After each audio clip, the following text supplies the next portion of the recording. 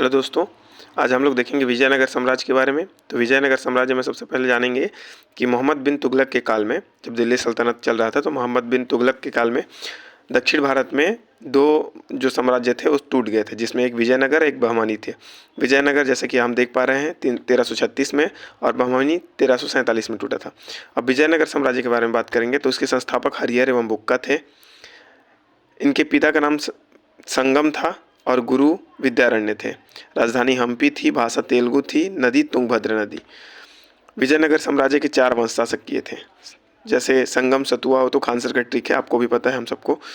संगम वंश में जो संस्थापक थे उसको देखेंगे। सबसे पहले हरिहर इसके संस्थापक थे।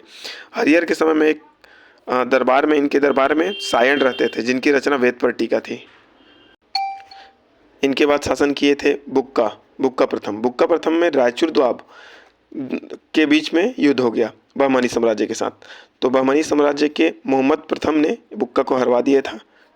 और उसके बाद हरिहर द्वितीय आया, जो कुछ नहीं किए थे, तो नहीं पढ़े हैं उनके बारे में। देवराय प्रथम में रायचूर दोआब में इसके टाइम में फिरोज शाह बहमन आया था, जो इनको हरा दिया था, लेकिन इनके बीच में वैवाहिक संबंध स्थापित हो गया था।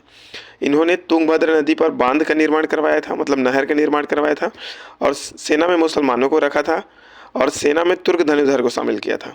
इनके दरबार में हरिविलासन नामक रचनाकार श्रीनाथ रहते थे। उसके बाद देखेंगे देवराय द्वितीय में श्रीलंका पर आक्रमण किया गया था। इनके सिंहासन में एक तरफ कुरान और एक तरफ गीता रखा जाता था। हाथी मारने का शौक था, इसलिए गज बेट का कहा जाता था। इनके समय फारस में एक यात्री आए थे, फारस से अब्दुल रज़ाक, जिनके पुस्तक मतलाए साहन, ये क्वेश्चन पूछा हुआ है कि मतलाए साहन अब्दुल रज़ाक का था, और इसमें पूछा गया था कि 300 बंदरगाहों का जिक्र हुआ था। सर्वाधिक विकास इन्हीं के समय हुआ था। अब मलिक कार्जुन, प्रौढ़ देवराय कहते थे इनको, जो बूढ़ा थे। अगला है विरूपाक्ष द्वितीय, जो है ये इस वंश का अंतिम शासक था। हत्या सालुव नरसिंह ने किया था और सालु वंश की स्थापना कर दी।